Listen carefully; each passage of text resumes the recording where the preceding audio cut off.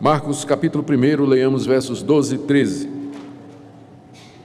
E logo o Espírito o impeliu para o deserto, onde permaneceu 40 dias, sendo tentado por Satanás. Estava com as feras, mas os anjos o serviam. Até aqui a leitura da palavra de Deus. Aqui nós temos o relato que Marcos faz da tentação do nosso Senhor Jesus Cristo. Esse episódio faz parte de um conjunto de 3 episódios que Marcos coloca no início do seu evangelho e que tinham como objetivo mostrar de que maneira Jesus, o Filho de Deus, foi preparado para o ministério que ele veio realizar aqui nesse mundo. Ele foi enviado pelo Pai como cumprimento das promessas do Antigo Testamento, mas ele veio como um de nós para que na cruz do Calvário morresse pelos nossos pecados, ressuscitasse ao 3º dia e se tornasse o Senhor dos vivos e dos mortos. Só que ao assumir a natureza humana, como nós, ele se tornou um de nós, ele tinha que ser testado, ele tinha que ser provado, ele tinha que ser preparado para exercer aquele ministério que lhe foi designado, porque sendo Deus, ele também era verdadeiro homem, plenamente homem, como nós somos. Então, os 3 episódios que Marcos narra como parte da preparação do ministério de Jesus são o aparecimento de João Batista, está aí no capítulo 1, de 2 a 8. João Batista veio antes de Jesus, veio anunciando a sua vinda e preparando o povo para receber a sua pregação. João ensinava o batismo para arrependimento, para perdão de pecados, perdão que seria dado por aquele que era mais forte do que João, porque João batizava com água, mas o Messias que estava chegando batizaria com o Espírito Santo, isso é, ele concederia o perdão de pecados. Isso nós vimos dos versos 2 a 8. Depois nós vimos como o próprio Jesus se submeteu ao batismo de João, do verso 9 a 11, quando ele veio de Nazaré da Galileia para ser batizado por João no Rio Jordão. E João não queria batizar Jesus, porque achava que era o contrário, né? João é que precisava ser batizado por Jesus, mas Jesus pediu para que assim se cumprisse toda a justiça. E depois que Jesus foi batizado, os céus se abriram, foi ouvida uma voz que dizia: "Este é o meu Filho amado, em quem me comprazo", era a voz de Deus Pai, confirmando que Jesus de Nazaré, de fato era o Messias, o seu Filho, e o Espírito Santo desceu na forma de uma pomba sobre Jesus Cristo, logo após o seu batismo, enchendo o Senhor Jesus com o Espírito Santo, capacitando, ungindo para que ele pudesse exercer o seu ministério. E agora vem o 3º episódio da preparação, que é a tentação de Jesus, ou a sua provação no deserto, que está nos versos 12 e 13, que nós acabamos de ler. Certamente vocês estão familiarizados com a versão mais longa da tentação, que se encontra no Evangelho de Mateus e no Evangelho de Lucas, onde ali os 2 evangelistas narram em mais detalhes a tentação de Jesus, inclusive descrevendo 3 delas que aconteceram no final. Marcos, porém, em 2 versículos, resume tudo. Mas apesar de parecer bem resumido, Marcos aqui nos traz informações preciosas a respeito do nosso Salvador e desse momento crucial e importante da sua vida, que foi o teste pelo qual ele passou. Vamos então, queridos, tentar entender a tentação do nosso Senhor e Salvador Jesus Cristo a partir dessas palavras que Marcos registrou de maneira inspirada e dada por Deus. Primeiro, Marcos destaca a ocasião em que Jesus foi tentado.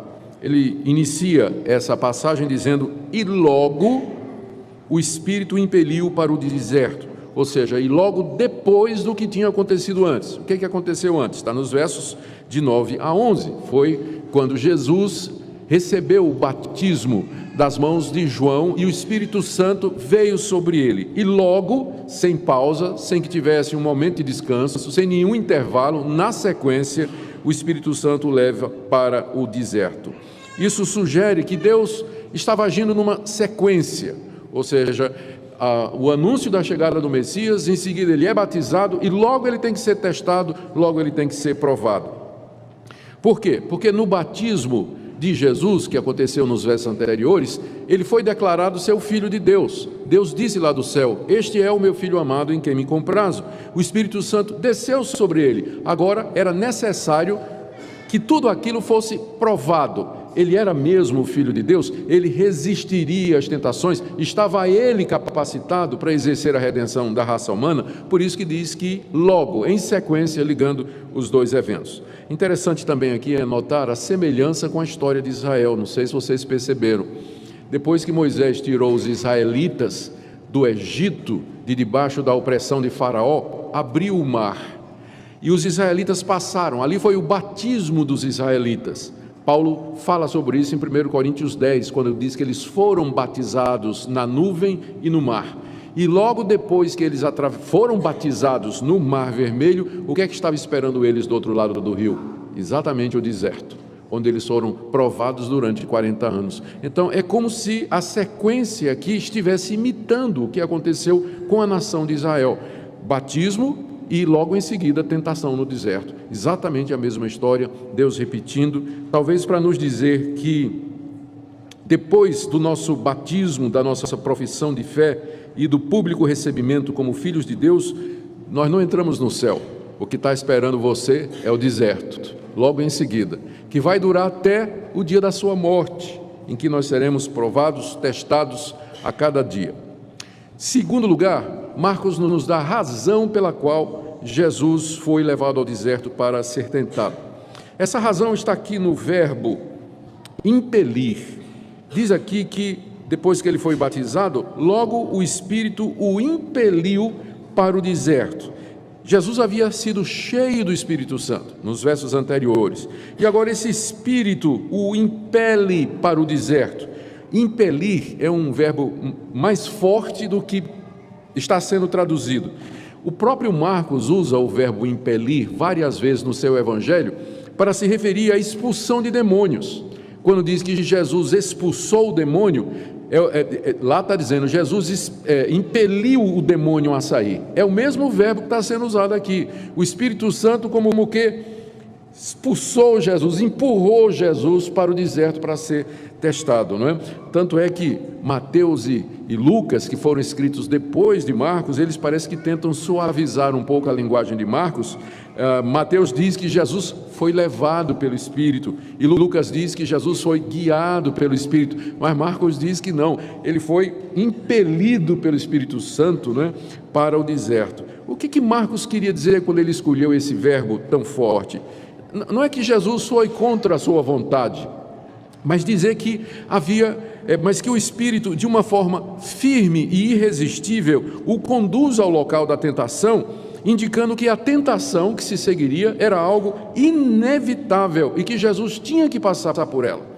O Espírito agiu no coração de Jesus, o persuadiu com uma compulsão irresistível, de forma que, assim que ele foi batizado, ele virou-se e os seus pés se encaminharam para as regiões mais profundas do deserto da Judeia, onde ele haveria de ser tentado pelo tentador.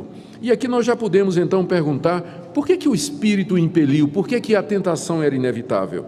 3 coisas nós sabemos a respeito disso. Primeiro, para que Jesus ele passasse vencedor pelo mesmo teste onde o primeiro homem falhou. Jesus é chamado na Bíblia de o último Adão ou segundo homem, e há uma relação entre Jesus e Adão. Adão foi o primeiro homem que Deus criou, ele era o representante de toda a humanidade, e ele foi também testado, ele também foi provado pelo mesmo tentador, embora num jardim. Mas o primeiro homem falhou no teste, e pelo erro do primeiro homem, pela falha do primeiro homem, que foi Adão, o pecado entrou no mundo, e pelo pecado entrou a morte. E toda a miséria, desgraça e sofrimento que nós experimentamos hoje é resultado da falha do primeiro homem. Ele não passou no teste, ele cedeu à tentação de Satanás. Deus então mandou um outro Adão, que também é cabeça de uma nova raça, que é a igreja. E da mesma forma, ele vai ser igualmente testado, ele vai ser igualmente provado. Será que ele vai resistir ao tentador? Será que ele vai sair vitorioso? É por isso que o Espírito impele para o deserto, porque ele precisa enfrentar aquele teste no qual Adão havia falhado.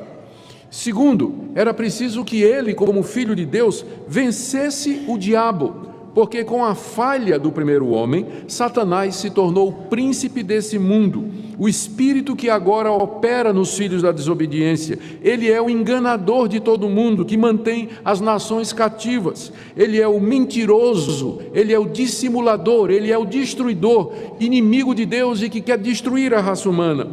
Para que Cristo pudesse redimir a raça humana, salvar a raça humana do poder de Satanás, ele tinha que vencê-lo, mano a mano, frente a frente, num confronto lá no deserto. E, de fato, a partir da vitória de Cristo, nesse encontro, nós vamos começar a ver do verso 14 em diante, que a partir dali Jesus sai para saquear a casa de Satanás. E ele vai expelir demônios, vai expulsar Satanás das pessoas, vai libertar pecadores, vai resgatar os perdidos, vai anunciar o reino de Deus e finalmente vai derrotar Satanás na cruz. Mas a vitória dele tem que começar ali. Ele precisa vencer o diabo para que ele possa ser o redentor da humanidade. Mas tem uma terceira razão pela qual ele precisava ir ao deserto para ser tentado, por isso o Espírito o impeliu. É que ele precisava aprender a ser tentado, ele precisava suportar as tentações para que um dia ele pudesse ser o nosso intercessor. Em Hebreus capítulo 2, 17 a 18, e Hebreus capítulo 4, 14 a 16, o autor da carta aos Hebreus nos ensina e nos encoraja a nos aproximarmos de Jesus quando nós estamos sendo tentados, porque ele também foi tentado. Ele sabe o que é ser tentado, como nós, ele passou por muitas tentações e venceu todas elas. Ele tem empatia por nós, ele entende a nossa situação, ele sabe o que é ser acossado pelo diabo e, portanto, ele pode oferecer socorro real como uma pessoa que entende o que nós estamos passando. Então, não somente para que ele pudesse ser o nosso Salvador, mas também o nosso mediador, intercessor, Jesus precisava, era imperioso que ele fosse impelido, que ele fosse para o deserto, e por isso o Espírito de Deus o impele para lá, ele tem que passar por aquele teste. Em terceiro lugar, Marcos nos informa o local da tentação. Ele diz: e logo o Espírito o impeliu para o deserto. O deserto aqui, a gente deve entender, é a região mais inóspita do deserto, era o local mais interior do deserto da Judéia. Porque no deserto ele já estava, porque João estava batizando no deserto, lá onde o rio Jordão passava e fazia uma curva, tinha um lugar, e João estava batizando lá, mas já era no deserto. Então o deserto aqui é o local mais deserto, o local mais profundo. Alguns até acham que foi próximo do Monte Sinai. Hoje existem várias capelas e igrejas construídas no que o pessoal entende que foi o local da tentação. Mas a verdade é que nós não sabemos com exatidão, porque os evangelhos dizem apenas que o Espírito o impeliu para o deserto, para que ele fosse tentado, não é? E deve, como eu disse, ter sido aquela região mais árida, mais profunda do deserto da Judéia. Por que o deserto? Eu penso em dois motivos. O primeiro, para que a tentação fosse mais severa. A tentação fosse mais severa ainda. Lá não tinha alimentos, lá não havia água, as condições de repouso e sono eram extremamente precárias, extremo calor de dia, muito frio de noite e ameaça de animais selvagens. Foi para lá que o Espírito de Deus impeliu Jesus Cristo. A segunda razão, aqui há um simbolismo aqui. Adão foi tentado num jardim, o primeiro homem foi tentado no jardim, e o último Adão foi tentado no deserto, para que a sua vitória fosse mais retumbante e gloriosa. Ser tentado no jardim é mais fácil resistir. Ser tentado no deserto é mais difícil, porque as condições, o ambiente, como que colabora, não é? O ambiente externo colabora com a tentação interna e a pessoa se sente mais tentado a ceder alguma coisa. Tipo assim, se você está com fome, diz que essas pedras se transformem em pães. Adão teria dito: para quê? Está cheio de fruta aqui? Estou cercado de fruteira, não preciso transformar pedra em pão, estou cercado de fruta, tem muito alimento, mas no deserto não tinha, então o ambiente contribuiria para a severidade do teste de Jesus, para que a sua vitória fosse mais gloriosa. Há também um outro simbolismo. A nação de Israel passou 40 anos no deserto e falhou completamente, mas agora o filho de Israel em 40 dias ele vence completamente. Então há esse simbolismo dos 40 dias no deserto. Isso nos leva ao quarto ponto que Marcos coloca aqui no seu breve relato, que é o tempo da provação. Diz aí, verso 12, que o Espírito logo o impeliu para o deserto, e no verso 13, onde ele permaneceu 40 dias. Nós sabemos pelos dois outros evangelhos, Mateus e Lucas, que durante esse tempo ele não comeu e nem bebeu. Ele estava em jejum diante de Deus para poder suportar as tentações.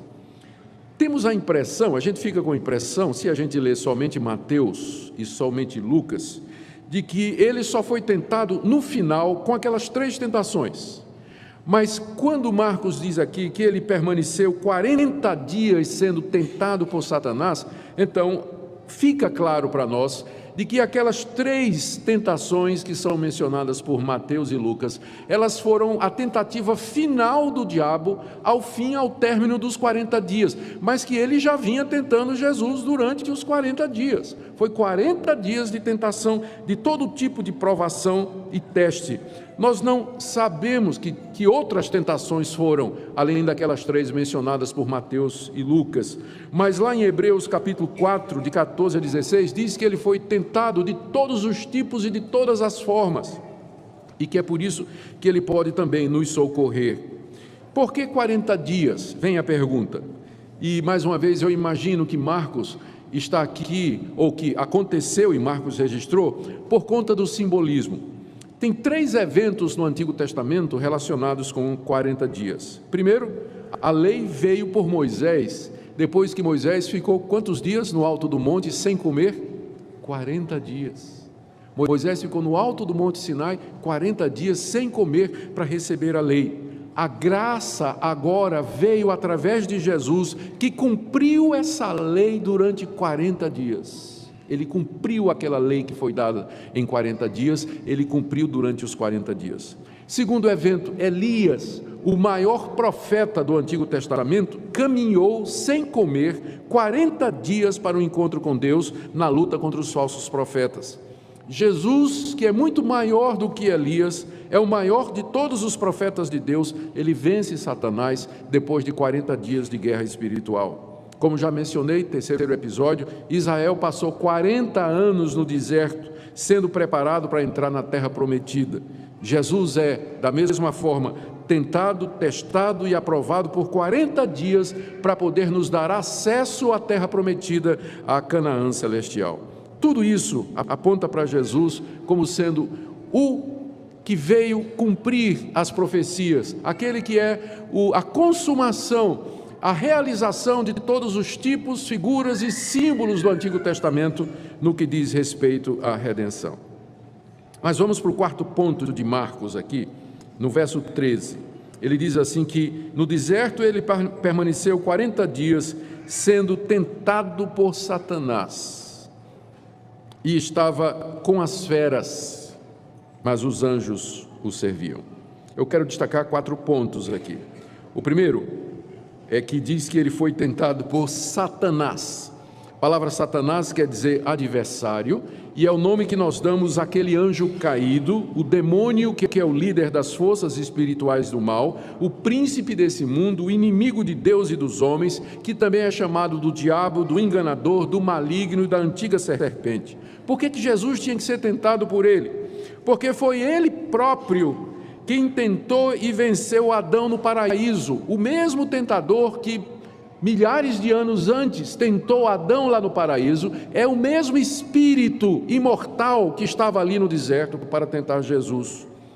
Pela queda de Adão, nós já vimos, lhe foi dado poder sobre a humanidade. Ele oprime, engana, corrompe, possui, leva à morte os homens sem Deus. Era preciso então que Satanás, significa o adversário, ele fosse derrotado por outro homem, outro representante, outro cabeça de raça, e assim abrisse o caminho para a redenção. Então esse é o primeiro ponto aqui a respeito da tentação, que é aquele que tentou Jesus, Satanás. O segundo são as tentações.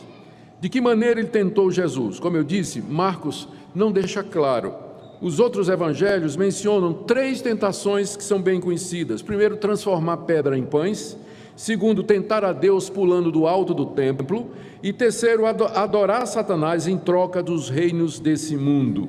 Essas foram apenas 3 das muitas tentações e representam o esforço final do diabo para levar Jesus a pecar. Tudo isso é muito similar ao que Satanás fez lá no Jardim do Éden, vocês se recordam. Lá ele tentou Adão e sua mulher a obter poder e ser igual a Deus, tentar agir e viver de forma independente de Deus e se submeter a Ele. São as mesmas tentações numa roupagem diferente. A todas elas, o último Adão, o segundo homem, resistiu e venceu. Jesus venceu cada uma delas. A cada tentação, insinuação, provocação, desejo, ilusão, Jesus dizia: não, não, não. Por quê? Porque está escrito, está escrito, está escrito. Ele era plenamente submisso ao Pai. Por amor aos seus que ele veio salvar, ele sofreu ali no deserto e resistiu ao tentador. Terceiro ponto aqui, desse último ponto, não é? É o agravante do ambiente. Diz aí que ele estava com as feras. Na região mais profunda do deserto daquela época, havia hienas, chacais e até leões. E havia o perigo constante de ataque desses animais. O quadro aqui lembra quem? Daniel na cova dos leões. Ali estava o nosso Daniel, o nosso Redentor, diz o texto que ele estava com as feras. E talvez da mesma forma que pelo poder de Deus, Daniel tapou a boca dos leões, ali durante as tentações, a presença do Criador fez com que as feras se aquietassem, apesar de que o ambiente era hostil. Quarto ponto aqui, diz finalmente, é a última passagem do verso 13, mas os anjos o serviam. Eu quero só fazer uma sugestão aí, que onde você tem mas, você pode fazer um risquinho e colocar e. É porque a conjunção grega que eles traduziram como mas, pode ser traduzida como e também, e faz muito mais sentido. Porque senão você vai colocar o conforto dos anjos contra a presença das feras. Na verdade, são duas coisas distintas. Ele estava com as feras e os anjos o serviam. Tanto é que as outras traduções, você pode conferir aí, outras traduções em vez de mas, já colocam e. Inclusive a revisão da Almeida, que vai sair esse ano, eu já conferi, eles já tiraram o mas e colocaram o e. Então, ele estava com as feras e os anjos o serviam. Durante aqueles 40 dias de sofrimento, de provação e de dor, Deus não abandonou o seu filho. Os anjos o serviam, ministravam a ele conforto, como aquele anjo que vai aparecer para ele lá no Getsêmani, quando ele começa a suar sangue, dizendo: Pai, se possível, passa de mim esse cálice. Lucas diz que veio um anjo do céu e o confortava. Então, durante 40 dias, estes espíritos enviados por Deus confortavam o Senhor Jesus e o fortaleciam naquela luta intensa que ele estava travando ali contra Satanás, o adversário. Ali o destino da humanidade estava sendo decidido, embora a vitória já tivesse sido decretada por Deus. Queridos, Marcos não diz nada sobre a vitória de Jesus, notaram? O Evangelho de Mateus diz que que Jesus finalmente diz para Satanás: vai embora. E o diabo vazou. E Lucas diz que, tendo terminado as tentações, o diabo, vendo que não conseguia nada, o deixou por algum tempo. Mas Marcos aqui não menciona nada de que o diabo bateu em retirada. Termina dizendo: permaneceu 40 dias, sendo tentado por Satanás, estava com as feras, mas os anjos o serviam, ponto. Talvez Marcos queria dizer que a luta de Jesus não terminou ali. Embora ele tenha vencido ali, mas ele venceu a primeira batalha, mas ainda havia uma guerra a ser vencida. E que Satanás haveria de voltar e tentar destruí-lo, como de fato aconteceu. Quando Jesus volta para a Judeia, para a Galileia, e começa a pregar o Evangelho, aparece um fenômeno que não aparecia no Antigo Testamento, e que não apareceu na época de João Batista. O que foi? Gente endemoniada. O diabo veio contra Jesus, apossando-se de pessoas, tomando pessoas e vindo contra ele.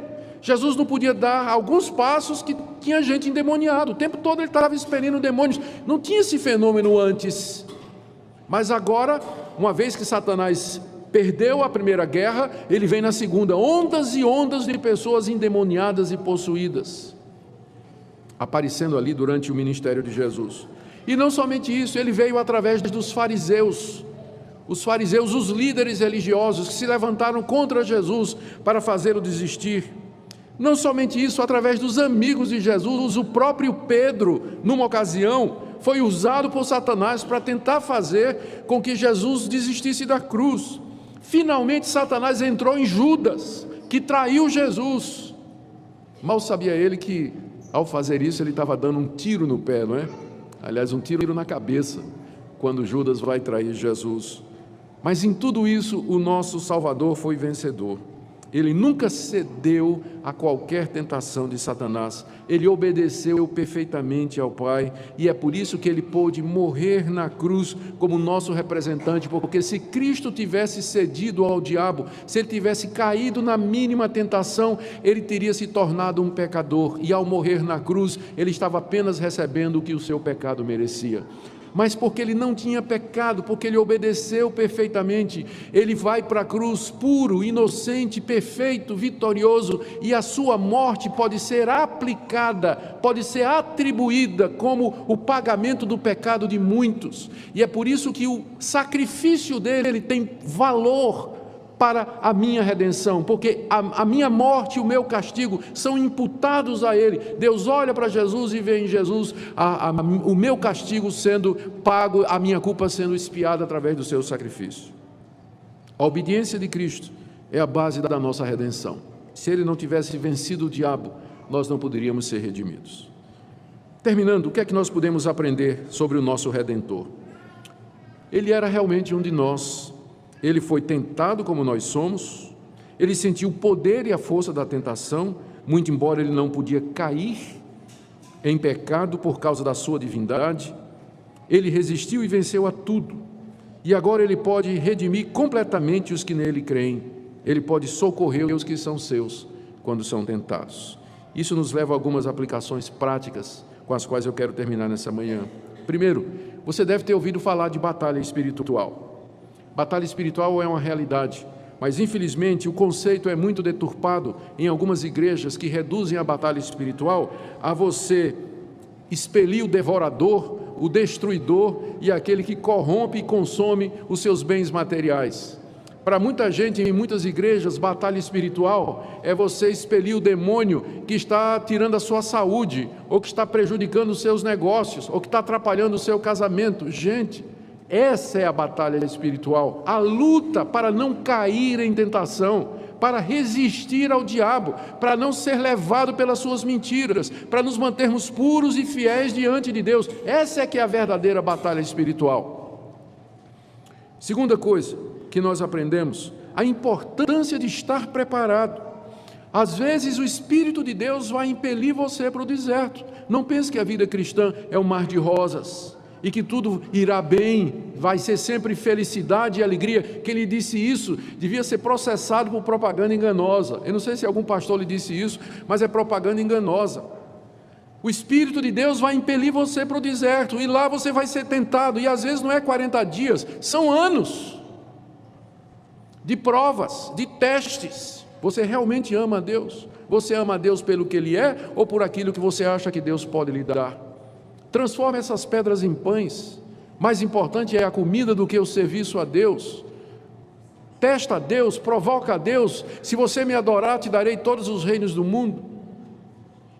E para isso nós precisamos estar preparados, irmãos, porque somos tentados diariamente pelo mesmo adversário, pelo mesmo tentador. E para isso nós precisamos, como Jesus, estar submissos a Deus, cheios do Espírito Santo, conhecedores da palavra. Jejuar ocasionalmente também é bom, como ele fez para poder enfrentar.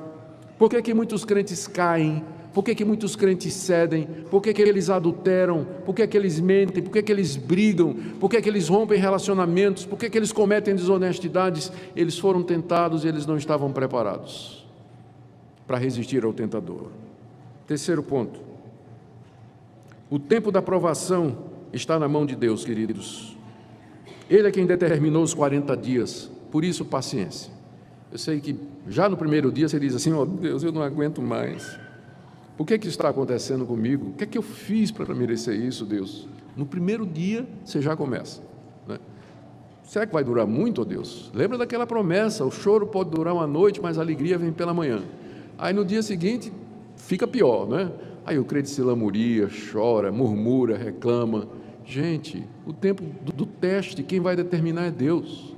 O que Ele quer de nós é exatamente isso, que nós nos submetamos a Ele, que nós possamos dizer: Senhor, eu não sei quanto tempo essa provação vai durar, mas enquanto ela durar, eu quero ser fiel a Ti, eu quero viver para a Tua glória, dá-me força, me renova, para que eu possa fazer o Teu querer e a Tua vontade.